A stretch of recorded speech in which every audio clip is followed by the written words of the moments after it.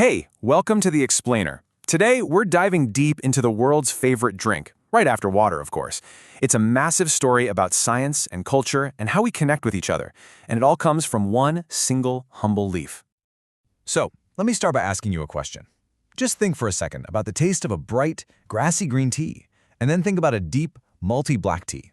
I mean, they couldn't be more different, right? They seem like they come from completely different worlds. But what if I told you they all share a single, pretty surprising origin? That's it. That's the secret. Every single one of them, black, green, oolong, white, you name it, they all come from the exact same species of plant. The difference isn't the plant itself, but what we humans do to the leaves after they're picked. And here it is. Meet Camellia sinensis.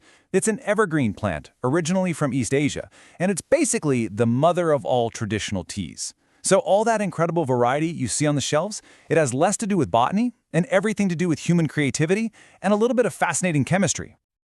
Okay, so how on earth is this possible? How can one single plant give us this huge spectrum of flavors and smells? Well, the answer is all in the processing, and it hinges on one key scientific idea. And that idea is called oxidation.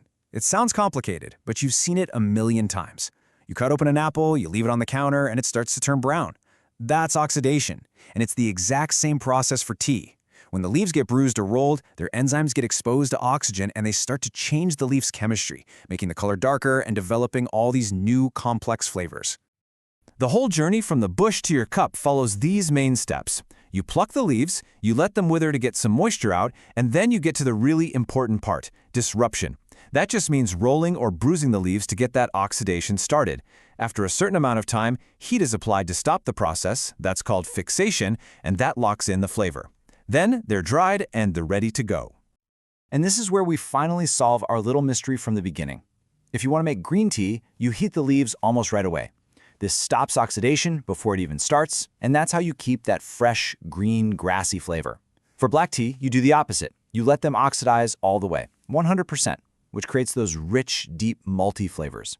And oolong tea, well, it sits right in that beautiful space in between, only partially oxidized, to create this incredible range of tastes.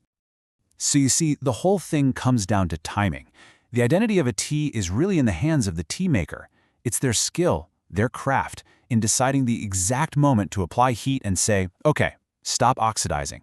A few minutes one way or the other can totally change the final cup.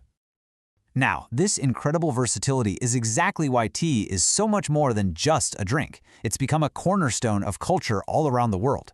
Seriously, the way people prepare and share tea tells you a story about who they are.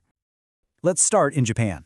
The tea ceremony, known as the Way of Tea, turns making powdered matcha into this beautiful meditative ritual. It's not just about making a drink, it's about mindfulness, respect, and appreciating the beauty of the present moment. Then you hop over to India, and the vibe is completely different. You can smell masala chai everywhere. It's this bold, sweet, spicy tea that's just part of daily life. You'll find street vendors called chaiwalas selling it on practically every corner. And of course, in Britain, tea became this whole social institution with afternoon tea. It actually started as just a small snack for a hungry duchess back in the 1800s, but it turned into this popular, elegant social event. In Morocco, serving tea is the ultimate sign of hospitality. If you're a guest, you'll almost certainly be welcomed with a glass of sweet mint tea.